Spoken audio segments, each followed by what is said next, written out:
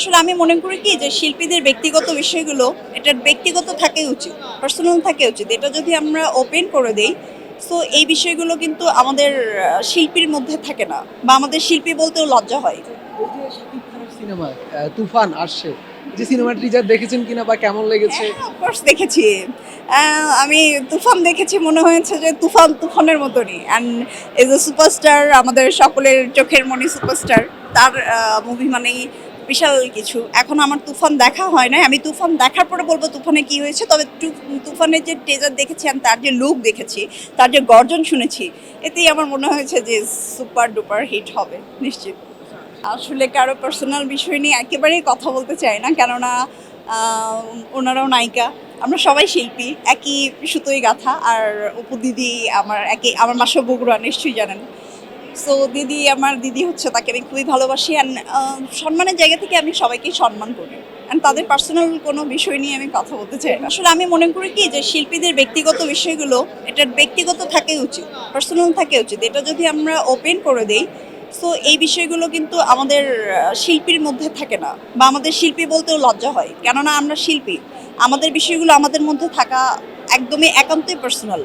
এগুলো যদি আমরা জনসম্মুখে বলি, এতে জনগণ হাসে, পাবলিকরা হাসে, এতে আমাদের ওয়েট অ্যান্ড সব থেকে বিগ কথা হচ্ছে যে আমরা সবার কাছে ছোট হয়ে যাই।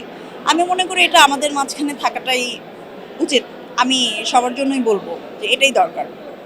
আচ্ছা, দেশীয় নায়িকা বলতে আমাদের দেশে নায়িকা এখন একেবারেই ধরতে গেলে আমি তো মনে করি যে নাই, আছে কি, যে কয়েকজন আছে কাজে তারা ব্যস্ত থাকে। আর তার সঙ্গে কাজ করতে গেলে পারফেক্টলি একজনের দরকার, একদম পারফেক্ট। সে হয়তো মনে করতেছে না যে তার জন্য সেরকম পারফেক্ট কাউকে পাচ্ছে না, এই জন্য সে বাইরের কাউকেই চুজ করছে। অ্যান্ড শুধু সে তো না, তার ডিরেক্টর আছে, তার প্রডিউসার আছে, তাদেরও একটা ডিমান্ড থাকতে পারে। এখন সেই যে চাচ্ছে এরকম কিছু না, আমি এটাই মনে করবো। একজন সুপারস্টার হিসেবে আসলে তো দেশের নায়িকাদেরকে তার সাথে নেওয়া উচিত, বা এই জায়গা থেকে আমরা নতুন নায়িকা সৃষ্টি হবে, বা আপনারা যারা আছেন তাদেরকেও। হ্যাঁ, আমার সঙ্গে তার কাজের দুইটা একদম কনফার্ম কথা হয়ে গিয়েছিল শাপলা মিডিয়া থেকে। সেই সময়টাতে আমাদের একটা ট্র্যাজেডি, করোনার মধ্যে খুবই খারাপ একটা সময় যাচ্ছিল। এই কারণে আসলে আমাদের কাজগুলো করা হয় নাই, বাট এখন আমার সাইনিং মানি সেলিম সাহেবের কাছ থেকে নেওয়া, শাপলা মিডিয়া থেকে। তারপর বিষয় হচ্ছে যে একের পর মানে আমাদের তো ফিল্ম ইন্ডাস্ট্রির একটা করে ঘটনা ঘটেই যাচ্ছে। এর মাঝখানে কোথায় কোথায় চলে গেল, আর মুভিটা হয়ে ওঠে নাই।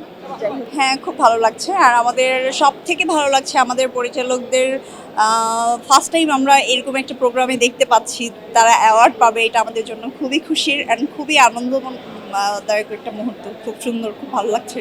দর্শকদের উদ্দেশ্যে বলবো যে এখন আমাদের বাংলা সিনেমা অনেক হচ্ছে।